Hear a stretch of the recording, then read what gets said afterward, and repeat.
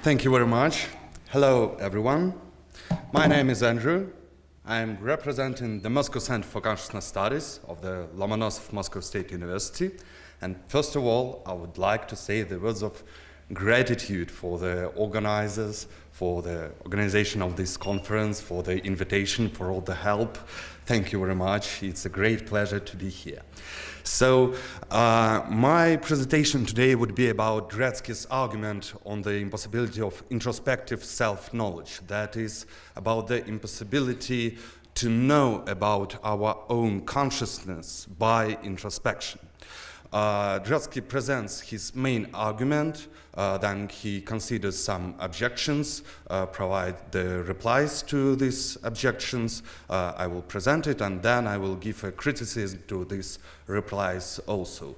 But one of the central theses of his main argument is based upon the transparency thesis. So I think it would be better to start with it, to remind what this thesis is about. Transparency is the thesis that consciousness cannot be grasped introspectively, that consciousness is transparent or diaphanous for introspection. The main idea belongs to George Edward Moore. He said that the moment we try to fix our attention upon consciousness and to see what distinctly it is, it seems to vanish. When we try to introspect the sensation of blue, for example, all we can see is blue. The other element, that is the element of sensation, is as if it were diaphanous. And Evans developed the same kind of idea when he writes that in making a self-ascription of belief, one's eyes are, so to speak, or occasionally literally directed outward upon the world. If someone asks me, do you think there is going to be a third world war, I must attend in answering him to precisely the same outward phenomena as I would attend to if I were answering the question, will there be a third world war? Here both Moore and Evans criticize what can be called a classical notion of introspection. The classical view on introspection is a perceptual model of introspection. It treats introspection as some kind of perception, or maybe some kind of innocence. It is not necessary to understand the innocence view in a way Anton has presented, like in a Cartesian theater. But we still can say that introspection is some kind of perception, some kind of innocence. Well, what perception itself is? Traditionally, it is conceived as a normally reliable source of knowledge about the external objects or properties or events, and also about our own body by proprioception. For example, if I see a cat on the mat, or if I see a bottle on my table, my perception of this bottle can provide me with knowledge that the bottle is on the table. I can know it because I see it directly. But the content of perception, the bottle that is on the table, includes nothing that could serve as an evidence about the perception of this content. There is nothing in the cat on the mat or in the bottle on this table that can tell that I do perceive it, that I am visually aware of it. So perception can bring me grounds to say that the bottle is on the table or the cat is on the mat, but not for the claims about myself of the form that I am aware that the cat is on the mat or that the bottle is on the table. And if introspection is a kind of perception, then the same goes for introspectionists. Shoemaker, Dretske, and other famous philosophers shows. And that is the root of the transparency thesis. If introspection is a kind of perception, it can tell us something about the content of our intentional acts. about what we feel, about what we think, what we're aware of, etc. But it cannot grasp the intentional act itself. It cannot tell us that we feel something, that we think about something, and that we are aware about something. So it cannot tell us about our own consciousness. That is something separate from its objects and conscious states. For example, if I feel pain, suppose I have a pain in my tooth right now, the inner sense can provide me with knowledge about this object, about this pain. It can tell me that this pain exists, where is it located, it is in my tooth, how hard it is, etc.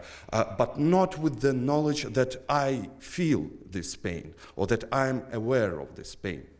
And that raises the epistemological problem that was explicitly pointed out by Dretske, Fred Dretske, that if consciousness is transparent for such kind of introspection, then how could we ever know that we are conscious? In general, this problem could be presented as a general reasoning. First of all, it seems obvious that we do know that we are consciousness. And moreover, it seems that we know that we are consciousness by introspection, via introspection. But if introspection is some kind of perception, the consciousness should be transparent to it. And if consciousness is transparent to introspection, then we cannot know we are conscious by introspection. And so the conclusion of it is a fork. Either introspection is not a kind of perception, or we cannot know we are conscious by introspection at all. The first option is the option that is developing in many contemporary theories of introspection, like rationalist view, representationalist account, acquaintance theory, etc. The second option leads to skepticism and externalism about the possibility of self-knowledge. That is the Dretske position. I will not discuss these contemporary theories. My aim is to show that the classical view of introspection, its understanding as perception, still, I think, has some prospects in solving the epistemological problem of transparency. So now, from now on, when I will say something about introspection, I will mean by introspection this classical notion of introspection, introspection as some kind of perception. The epistemological problem of transparency of consciousness for introspection develops by Fred Dretske mainly, and he puts this problem as a question that he puts in the title of his famous paper, "How do you know you are not a zombie?" So the figure of zombie Dretske uses here, he used just for stylistical purposes. He don't want to burden himself with the assumptions that zombies exist, for example, or that they are possible.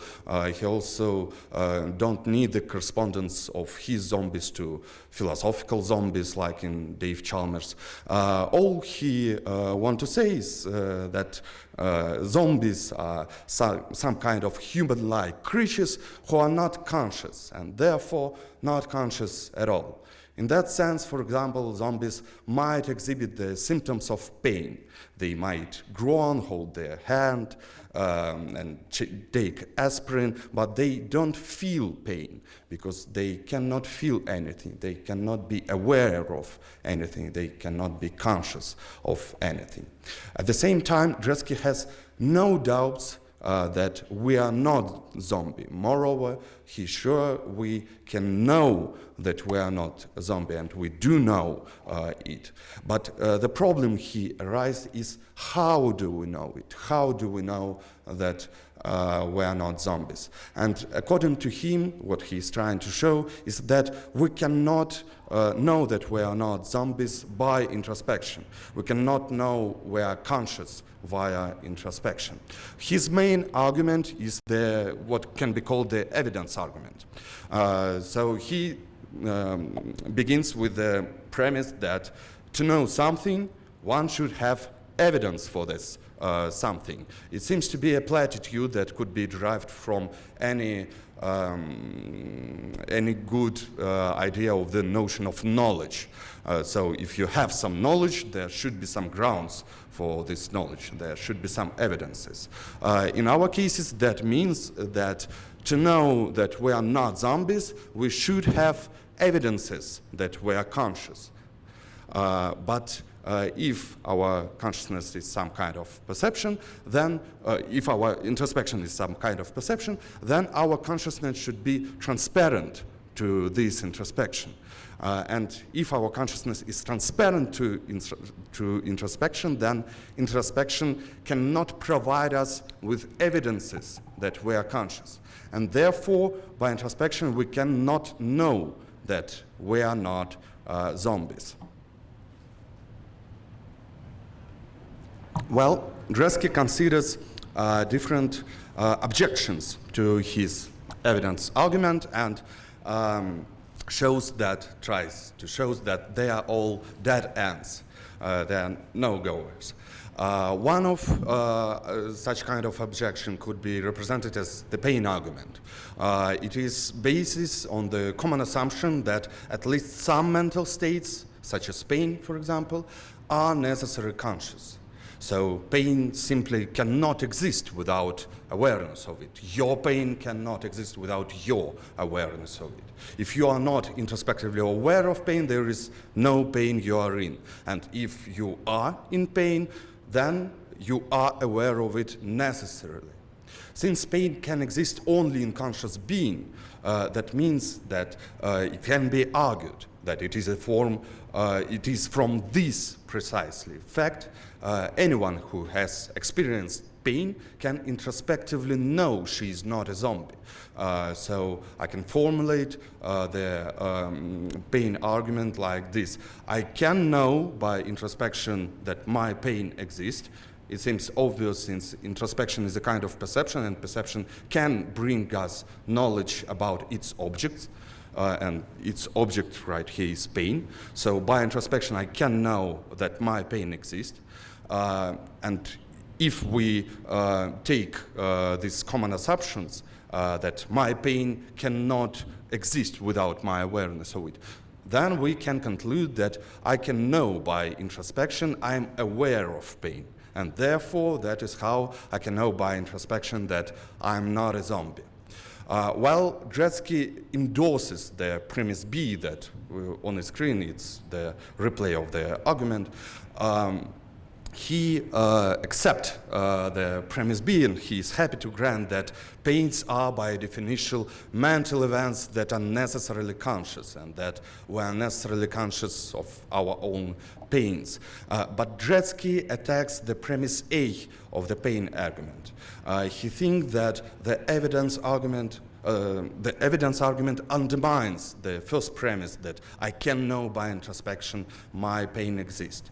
The way he's doing it, he presents by introduction of rocks analogy. He introduced the definition of croc such that crocs are rocks you see. So there are ordinary rocks outside the street, there are a lot of rocks. But when you see a rock, some rock, it is a croc. So crocs are rocks you see, and crocs are rocks you are visually aware of. When you see a croc, then there is something you are aware of, Dretske says.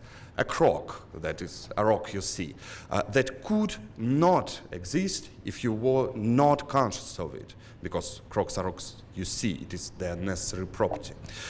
There are no crocs in Zombieland, because zombie cannot be aware of anything, so they cannot be aware of rocks too. So crocs cannot exist in Zombieland. They can be. So when you see a croc, there is something you are aware of, a croc that depends for its existence on your being aware of it.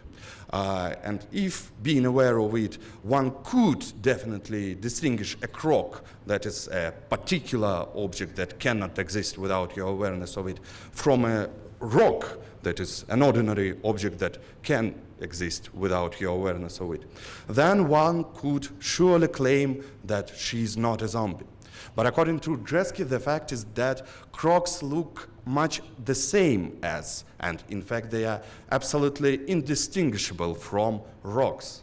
So one cannot know she is aware of a croc, but not of an ordinary rock. And therefore, one cannot know she is not a zombie on that basis. But if introspection is a kind of perception, the same can be told, the same story can be told about pains. If pains are sensations we're necessarily aware of, then there must be something, Dretske think, there must be something else, something that isn't pain, call it proto-pain, that has all the properties you are aware of when you experience pain, except for the relational one of your being aware of it. Since proto-pain has exactly the same properties you are aware of, you feel pain, then proto-pains are as indistinguishable from pains as are crocs from rocks, or rocks from crocs. So zombie cannot be in pain. Pain is something you are necessarily conscious, and zombies cannot be conscious of anything. But they can be in proto-pain. And since pain is indistinguishable from proto-pain, then the premise A of the pain argument that says that I can know by introspection that my pain exists is false, and the pain argument fails. If there is no relevant evidence and therefore no way to distinguish by introspection pain from proto-pain, being aware of it, I cannot know that I am in pain, and so not a zombie, but not in proto-pain. And so I cannot know that I am not a zombie on that ground. So I have just presented 3 arguments in a row in the details. So I do understand that it can confuse a bit. So I will try to take a minute just to stop and to stress the main line of my reasoning. There are these 3 arguments. The evidence argument is the main argument of Dretske. It said that to know you are not a zombie, you should have evidence that you are consciousness. And introspection cannot provide it because of the transparency. Therefore, you cannot know you are not a zombie by introspection. The reply to this argument is the pain argument. It is a counter-argument to the evidence argument. It said that by introspection you can know that pain exists, and if pain is something you are necessarily aware of, then you can know that you are not a zombie. So the pain argument undermines the evidence argument. But Dretske replies by the proto-pain argument, saying that by introspection you cannot distinguish pain that only conscious creature can be in from proto-pain that zombies can be in. And to know you are in pain, you should have evidences you are in pain, but not in proto-pain. Introspection cannot provide them, and therefore you cannot know you are not a zombie by introspection. That is his idea. So if the proto-pain argument is valid, then the pain argument is false, and therefore the evidence argument is defended. So the main question now we're faced with is whether the proto-pain argument is really a viable and valid argument. The core of this argument, the proto-pain argument, is a comparison between the 2 things, a pain and a proto-pain, or a croc or a rock. 2 things that are identical in all the respects, except one respect, that one thing that is a pain or a croc is necessarily conscious, and so it cannot exist without your awareness of it, while the other thing, a proto-pain or a rock, is not necessarily conscious, and so it can exist without your awareness of it. If it is possible for these 2 things, pain in one hand and proto-pain in another, or a croc in one hand and rock in another, to be distinguished in that way, if it is possible for these 2 things to differ in the sense described, and introspection really cannot grasp their difference, then the proto-pain argument is successful. But if the mentioned distinction cannot be drawn consistently, and these two things are either not distinct at all, being one and the same thing, or their difference consists in something else, something that can be grasped by introspection, then the proto-pain argument is invalid. And I do think that this last case is really the case. The proto-pain argument is invalid on the grounds that are described. Consider first the Crocs and Trocs analogy. By definition, Dretske introduced Crocs are rocks you see. What does it mean? Well, first of all, it means that by definition, all Crocs are rocks. They are just rocks of a particular kind. They are rocks you see. But if all Crocs are rocks, then it is impossible to tell a croc from a rock. And it is impossible not because crocs look much the same as rocks, as Dretske says. And it is not because introspection cannot grasp the feature in which they differ, but because there is just no such feature, since all crocs are rocks. When you see a rock, it is a croc, since crocs are rocks you see. And if there is a croc, it is a rock, since all the crocs are rocks.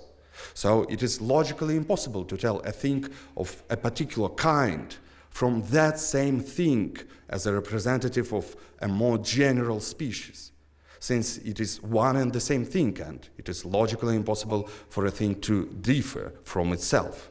So the distinction between crocs and rocks seems to be just logically inconsistent. There could be drawn a distinction. The difference can be drawn not between crocs and trocs, but it can be drawn between rocks of one kind, those are rocks you see, and rocks of another kind, the rocks you don't see. But the property they differ is not the property the proto-pain argument needs to be valid. The property to be seen by you is not a necessary property of any rock of any kind, but it is the distinction in a necessarily property, or the property to be necessarily seen by you, that is needed for the proto-pain argument to be valid. No rock has such properties, only crocs do. No rock, even the one you see, will cease to exist without your visual awareness of it. Only rocks will. But that is not the feature that distinguishes crocs from rocks, since every croc is a rock. It could be a bit complicated and maybe confusing, so let's try. I will try to illustrate my point with yet another analogy that Dretske introduced. He said that all crocs have the property to be necessarily seen by you, so the moment you close your eyes, all crocs would vanish, but all the rocks would continue to exist. And he explains what he means, saying that the crocs would vanish in the same sense that husbands and wives would vanish if marital relations were banished. The man and woman would still be there, of course. They just wouldn't be husband and wives. And here, husband are to men what crocs are to rocks. So let's consider this analogy. By obvious definition, a husband is a married man. That presupposes that all husbands are men, like all crocs are rocks. Husbands are just men of a particular kind. They are married men. So to tell a croc from a rock is the same as to tell a husband from a man. It is impossible not because they are very similar to each other, not because our capacities are insufficient to catch the feature that distinguishes them, but simply because every husband is a man. I'm a husband and I'm a man. I cannot distinguish myself from myself. It seems to be impossible, logically impossible. There could be another distinction. There could be, of course, it is true that to be married is a necessary property of any husband. There cannot exist husbands who are not married, and of course it is true that no man is necessarily married. Any man can exist unmarried, just as any rock can exist without your awareness of it. But nevertheless, it is not the property that distinguishes husbands from men, since every husband is a man, and any married man is a husband. The distinction can be made not between husbands and men, but between men who are married and men who are not married. But because the property that distinguishes two classes of men is not a property, not a necessarily property for any man. It is not a property that we needed for a proto-pain argument, since to be married is not a necessarily property. But if it is true about these analogies, the same is true about the pain and proto-pain, since according to Dretske, proto-pain is to pain what rocks are to crocs, or what men are to husband. So by definition, proto-pain has all the properties you are aware of when you experience pain, except that pains are sensations you are necessarily aware of, and then they cannot exist without your awareness of it. But proto-pains are not necessarily conscious and can exist without our awareness of it. That is the only feature they distinguish, and it is they distinguish in this necessarily property. But pain, that means that pain by definition is a proto-pain you feel. And Dretske said that subtract your awareness of a pain from a pain, and you are left with a proto-pain. So that means that all pains are proto-pains. Despite that, Dretske would be happy to show, and he's trying to present his picture as if pain is one kind of thing and proto-pain is some other kind of thing. It is not the case, as it is not the case in the case of rocks and crocs and husbands and men. Husbands are not a different kind of thing from men. So the same goes here. All pains are proto-pains, just as all husbands are men and all crocs are rocks. Pains are just proto-pains of a particular kind. They are proto-pain you feel. But since every pain is a proto-pain, it is impossible to tell a pain from a proto-pain, and not because they are similar, not because introspection cannot coach the distinction between them, but because there is no such feature that can distinguish them, since every pain is a proto-pain. So to ask how can we know that you feel pain but not proto-pain, it's the same that to ask a wife, how do you know that you are married to a husband but not to a man? This question is puzzling because there exists no distinction that this question presupposes. So the fact that introspection cannot coach the difference between pains and proto-pains is not a problem of introspection, since there is just no such difference. There could be another difference. Of course, to be necessarily conscious is a property of pain and not proto-pain. That is not necessarily conscious. Still, it is not a property that distinguishes pain from proto-pain, since any pain is a proto-pain and any proto-pain you are aware of is pain. The difference can be drawn not between them, not between pains and proto-pains, but between proto-pains you feel and proto-pains you do not feel.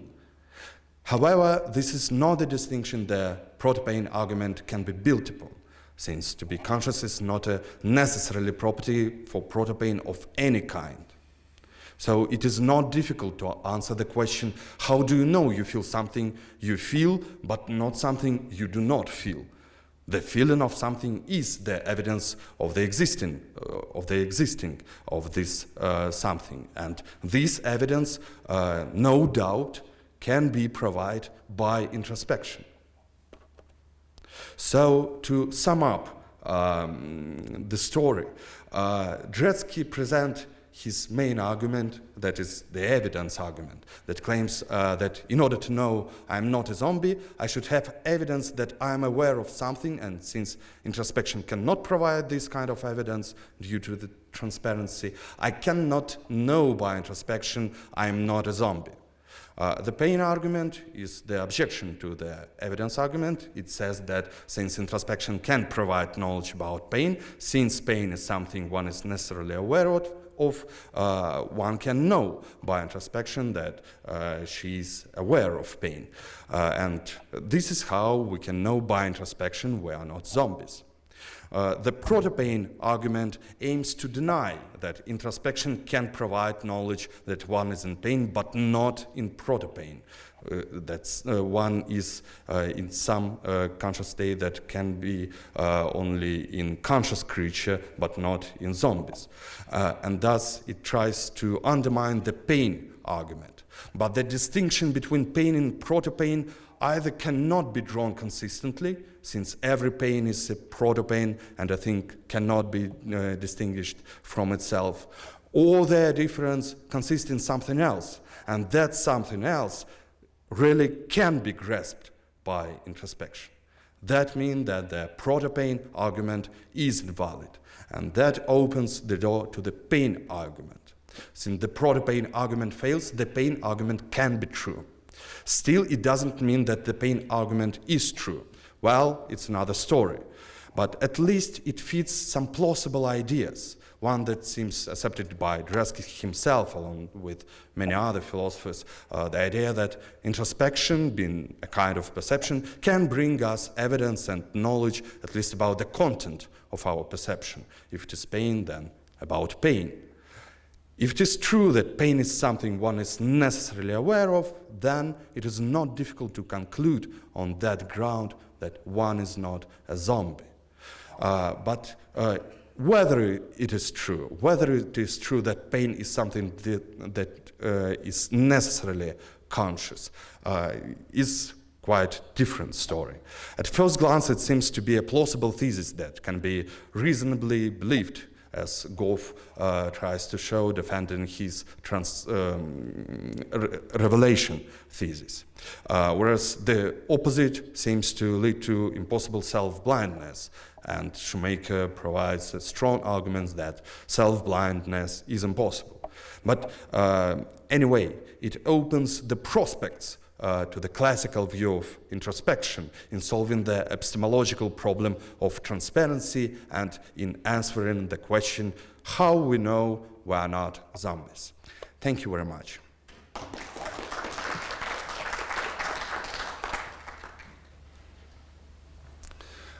Anton? Andrei, thank you. I just want to make one remark. Maybe the pain argument is not invalid, but maybe is unsound. The pain or the proto-pain? So your point that the proto-pain argument. Okay? So the argument against pain argument. Mm-hmm. Okay? So your point is that proto-pain argument is invalid. It is invalid, but it looks like it is unsound. But why it is invalid? I don't see. I think it is invalid because the distinction it is built upon cannot be drawn consistently. So this argument cannot be built reasonably. It is logically inconsistent to build these arguments in a way Dretske do it. So it is invalid.